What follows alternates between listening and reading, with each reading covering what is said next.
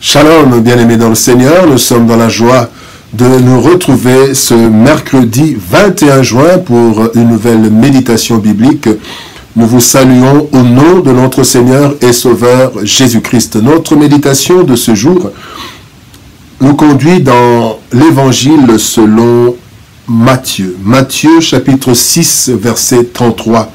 Matthieu 6, 33, nous lisons dans la version 8 secondes, il est écrit « Cherchez premièrement le royaume et la justice de Dieu, et toutes ces choses vous seront données par-dessus. » Bible du Seigneur nous dit « Faites donc du royaume de Dieu et de ce qui est juste à ses yeux votre préoccupation première, et toutes ces choses vous seront données. » Et dans français courant, il est dit « Préoccupez-vous d'abord du royaume de Dieu et de la vie juste qu'il demande, et Dieu vous accordera aussi tout le reste. »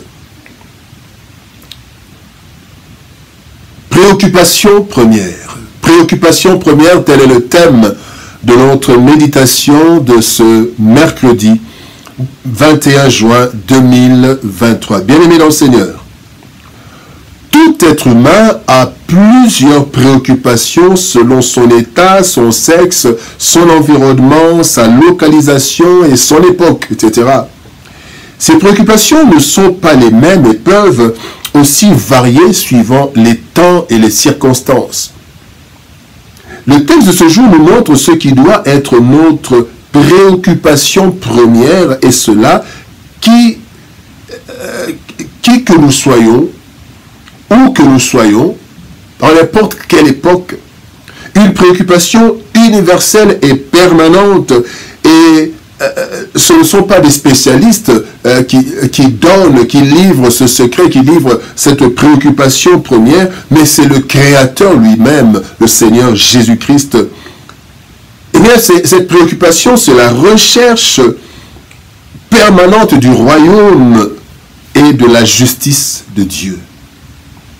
Quelles leçons tirer de ce texte, de cette déclaration qui est une instruction du Seigneur? Première leçon, chercher le royaume. Matthieu 13, 44 dit « Le royaume des cieux est encore semblable à un trésor caché dans un champ. L'homme qui l'a trouvé le cache et dans sa joie, il va vendre tout ce qu'il a et achète ce champ. » Le royaume de Dieu ou le royaume des cieux est une réalité spirituelle qui se matérialisera un jour.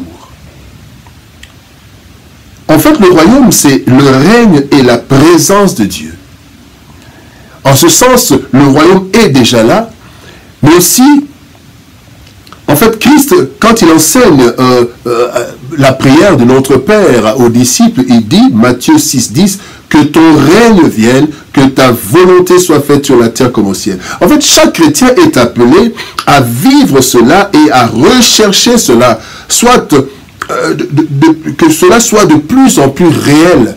Le royaume de Dieu est déjà là, mais nous attendons aussi le royaume de Dieu. De façon concrète, il y a deux étapes dans la recherche du royaume des cieux, ou du royaume de Dieu. D'abord, faire tout ce qui est en notre pouvoir pour vivre la volonté de Dieu, ce que Dieu veut. Christ dit dans Jean 4, il dit, ma volonté, c'est de faire, ma nourriture, c'est de faire la volonté de celui qui m'a envoyé.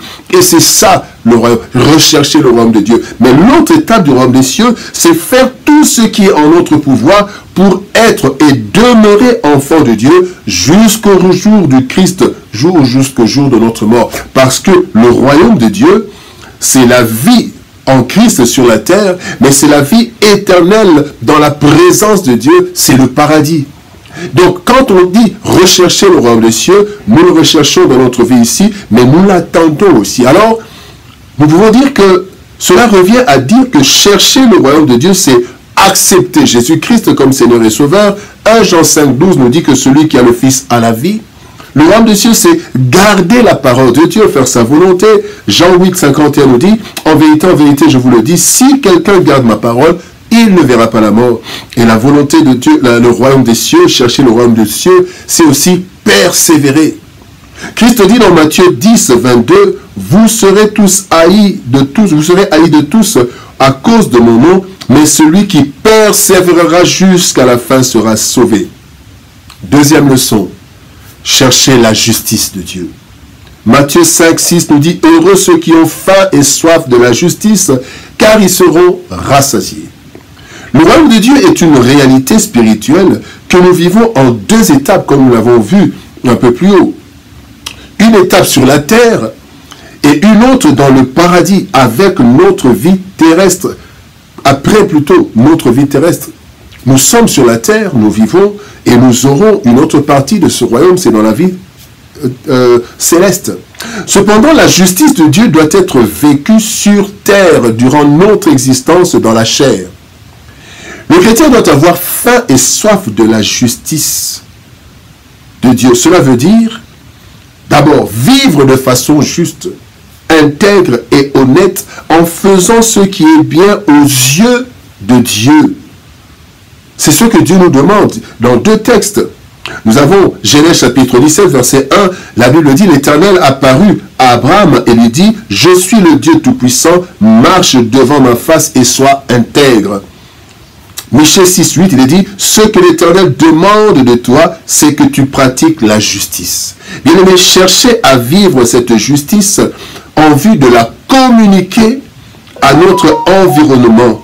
Vivre la justice dans la communauté en parlant de cela, mais en encourageant aussi cela. C'est ça, rechercher la justice de Dieu. Troisième leçon, Dieu se préoccupe du reste. Matthieu 6, 8 nous dit, votre Père sait de quoi vous avez besoin avant que vous le lui demandiez. Souvent, bien aimés, nous nous préoccupons trop de nos besoins. Pourtant, Dieu nous connaît. Il sait de quoi nous sommes faits et connaît parfaitement bien nos besoins, c'est-à-dire le nécessaire pour vivre. Trop se préoccuper de nos besoins exprime indirectement certains messages. Le premier message, c'est « Je suis capable de me prendre en charge avec mes propres forces. Alors, je vais me préoccuper parce que je vais trouver une solution. » Deuxième message, Dieu est tellement occupé qu'il peut ne pas connaître mes besoins. Troisième message, Dieu se préoccupe des autres et il m'a certainement oublié. Voilà comme nous nous préoccupons trop des choses de cette terre. Voilà le message que nous transmettons. En fait, cela peut montrer un degré de manque de confiance au Père. Dieu nous dit au contraire, dans Philippiens chapitre 4, verset 6, « Ne vous inquiétez de rien, mais en toute chose, faites connaître vos besoins. Je fais connaître mes besoins et je continue ma vie, je fais ce que je peux faire. Je ne vais pas me préoccuper outre mesure de ce que je n'ai pas. Dieu sait ce dont j'ai besoin. » La vie de l'homme est faite, bien aimé, de besoins qui font des préoccupations quotidiennes. De toutes ces préoccupations, la première, la permanente et la principale doit être la recherche du royaume de Dieu ainsi que sa justice à travers la méditation et l'étude de sa parole, à travers la vie d'intimité profonde qui porte des fruits, à travers la communion fraternelle. Voilà ce qui était appliqué à l'église, la première église. Il y avait l'enseignement, il y avait la communion fraternelle, il y avait les prières. Bien aimés, nous avons besoin de cela, bien aimés. C'est ainsi que nous serons pris en charge permanente par celui qui se préoccupe de nous. Bien aimés dans le Seigneur, préoccupons-nous des choses de Dieu, car lui, il se préoccupera de nous. Il se préoccupe de nous. Prions le Seigneur. Père de gloire, merci pour ton amour et ta bonté. Merci pour ce temps que tu nous accordes, Seigneur. Tu veux que nous recherchions premièrement ton royaume et ta justice. Aide-nous à être concentrés sur cela. Parce que, Seigneur de gloire, tout ce que nous pouvons avoir sur cette terre restera. Mais le royaume, Seigneur, c'est pour la vie éternelle. Aide-nous, Seigneur de gloire, tout en faisant notre travail, tout en faisant ce que nous devons faire, mais que nous puissions avoir comme préoccupation ton royaume et ta justice. Que nous vivions, Seigneur, ta volonté et que nous pratiquions la justice. C'est dans le précieux et puissant nom de Jésus-Christ que nous avons ainsi prié, Père. Amen. Bien-aimés dans le Seigneur, nous sommes arrivés à la fin de notre méditation de ce jour. Que Dieu nous bénisse. Cherchons le royaume et la justice de Dieu et lui il nous donnera toutes ces choses de surcroît. Que Dieu nous bénisse, shalom, au revoir, et par la grâce de Dieu, nous nous retrouvons demain pour une nouvelle méditation. Shalom.